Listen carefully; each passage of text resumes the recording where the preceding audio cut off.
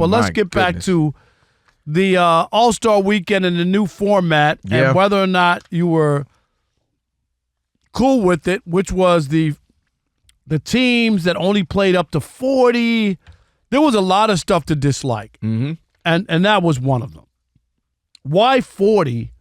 And then the teams were waiting around for 17 minutes. Some of the guys were complaining. You cool down, right? Like you're playing. I got to sit around for 17 minutes, right, waiting to play again. There was a lot of issues there. What were some of the takeaways and what bothered you? Because there were just a lot. Hey, Ian, how long we got for this segment? Yeah, I know, right? Man, let me start by saying this was a Dwight Howard at the free throw line miss, Rob. This whole All-Star situation. Remember when Eddie Murphy had a cold run and he put out a movie called Adventures of Pluto Nash? It was a miss like that. It was a miss like Aaron Judge in April for a 63. I'm sorry. In October. I'm sorry. Don't be sorry for me. Yeah. I don't care. No, you're right. In October, too. I was gonna stall him out about his October, but he was bad in October, too. Here's the thing, Rob. 40 First of all, let's go back to the young rising stars. I'm going to blame, after you do your thing, I'm going to blame. Who are you blaming?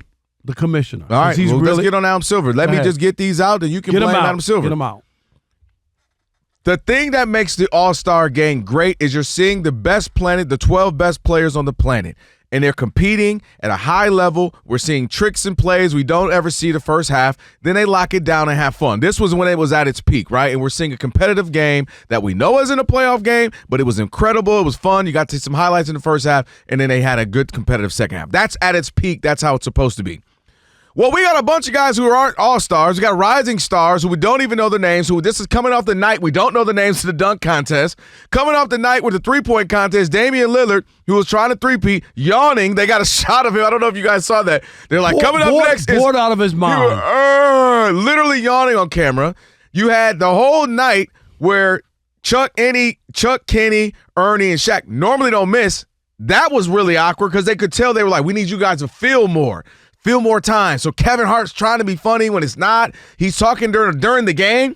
Yo, stop shooting threes and get the game. You see Jaylen Brown he says, man, start the blanking game. You can see Jaylen Brown say that, like, man, what is all the jokes? Let's get the game going. It was very rough, right? Yes, and so that made it awkward. 40 points. I did not pay my however much to go see Steph Curry. LeBron didn't play, but, LeBron, KD, Kevin, Kyrie Irving, all these, the OGs, play for 40 points? That's what I'm saying. I want to see a guy singularly get 40 points, right? We're not saying score 200, but $140 to $130, and it's a game, and I saw amazing things.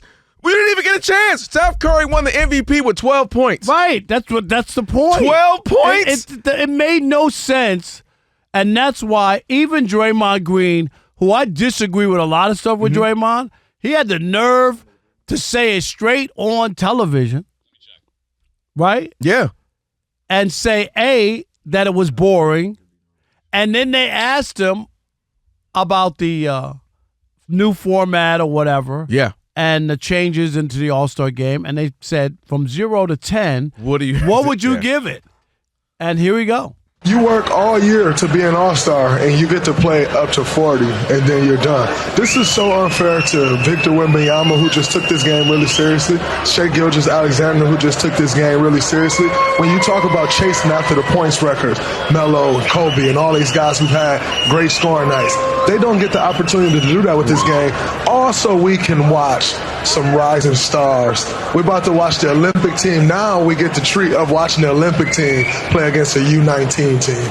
Come on, what are we doing? Scale of 1 to 10, your thoughts of the format? 10 being the best? Yes. A 0. Sucks. It sucks. A 0. I'm sure the boss at TNT loved every minute of it. Yeah. Adam Silver, you got a little extra money to put in Draymond's pay envelope at the end of the week? Man. Seriously. But Adam Silver is to blame. He really is. You've heard me yell and bellyache about how he's the worst commissioner. He is the worst commissioner. Every time you think this game can't get worse, it's worse. And you talked to, and we had Hunter Patterson on who was there in San Francisco.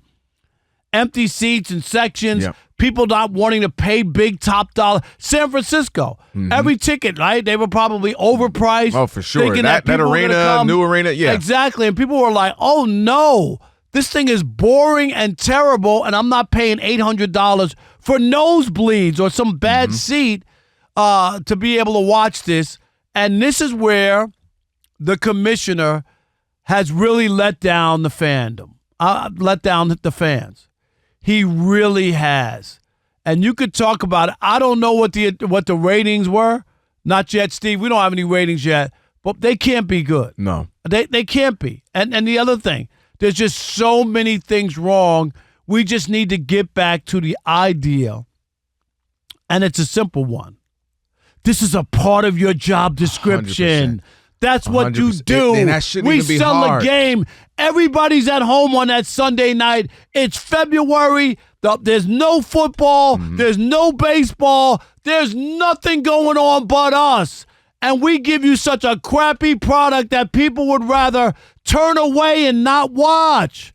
How is that possible? It should be a ratings bonanza. While we're doing this, we're celebrating the great old players. We're talking about the new players. We're going to watch a fun, exciting game. Go back and forth, like you said, early on and in the second half. Let's win this bad boy. We want to win it for the East. We want to win it for the West or whatever it is.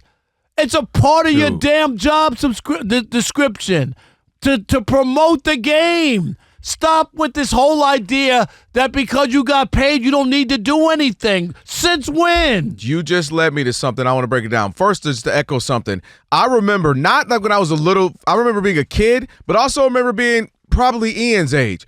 And you would catch up with the friends, man. Let's order some pizzas, watch the All-Star game. You know, for me, my era was like the late 90s, early 2000s, mid-2000s. Like, it was because you knew it was going to be fun. You knew it was going to be intense. My era was when they had laces on the ball. But that's I wasn't going to bring it up. Okay. You know, I don't know if y'all could order food back then. Y'all had to get on the horse and carriage and go get it. But you knew you were going to enjoy this, man. I was going to see Kobe going at T-Mac, going at Kevin Garnett, going at Duncan, going at Chris Webber, going at Shaq, going at Allen Iverson, Stephon Marbury, going at it. And I think I figured out a part of this. Allow me to break this down for you, Rob.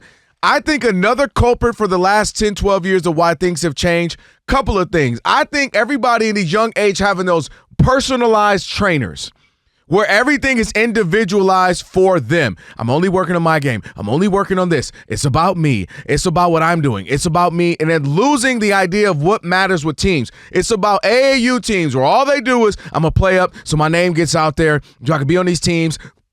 We can have social media followings. We can do my thing on YouTube. And all of these younger players are better at social media and like doing their thing on their page and their brand than understanding the collective. I think the collective has been lost.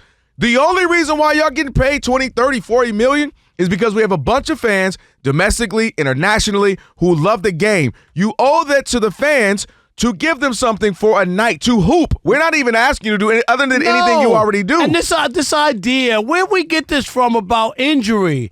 I'm still waiting. Give me the list of great players who got hurt in the All-Star game. I can name you one, and watch this. I'll name you the one, and the one who got hurt loved it. Kobe Bryant got elbowed, remember, by D. Wade on a hard foul because they were playing so seriously, and Kobe loved it because they're like, yo, we're going at it. I'm going at D. Wade. But I'm talking about, like... But I'm just saying, so, like, that's the only one I can think of. I can remember in the baseball All-Star game, Ray Fosse was a catcher who was bowled over by Pete Rose.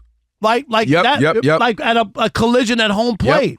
Which they show that all the time. Right, that's that was in an All-Star game. Pete Rose going sliding head first into home in an All-Star game. Because competitive. Rob, I think these young guys have lost the understanding of the collective. We are all better when we all give it our all. Not just my individual skill set, not just my individual brand, not just my individual social media followings, but the collective. And they forgot. It's like it's about me. And that's what this generation has. It's not their fault in the sense of that's what the last 15 years has become. But what people don't understand, though. And adults are like that who aren't even athletes. Like, that's just what we've gotten. It's become so individualized. Me, follow me, my clout, look at my phone. They forgot, the brand is the league is what's making this work. We all need this. And people forget, you're too young.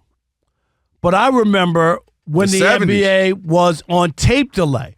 the NBA Finals. I used to watch the late local news in New York, and the sportscaster was Warner Wolf growing up, and he would go, all right, if you're going to watch the NBA Finals, Game 3 coming up after the news, turn away for a minute. Right, and I'll hold up the score. Yeah. Like, so you didn't spoil it. Yep. Because it was on tape delay. That's what happened to the league. It got to that point where fans were turned off. There were all kinds of issues, drug issues, all kinds of stuff. People didn't think the players cared. And fans got turned off. And CBS didn't want to put the games on prime time. Mm-hmm. They had their regular lineup of TV shows, and then at 11:30 after the news, they would actually broadcast the NBA Finals. It's crazy to think. So it can happen, and that's my point, is don't think fans can't turn on you. It can happen if you continue to disrespect the fan base. All right, 877-99 on Fox, and maybe you liked it. Maybe we're the old guys. Maybe we could be wrong. Maybe you like the new format. I mean, there was a 10% difference in competitiveness. I'll give him that. But 40 points was a winner of 40 points, Rob?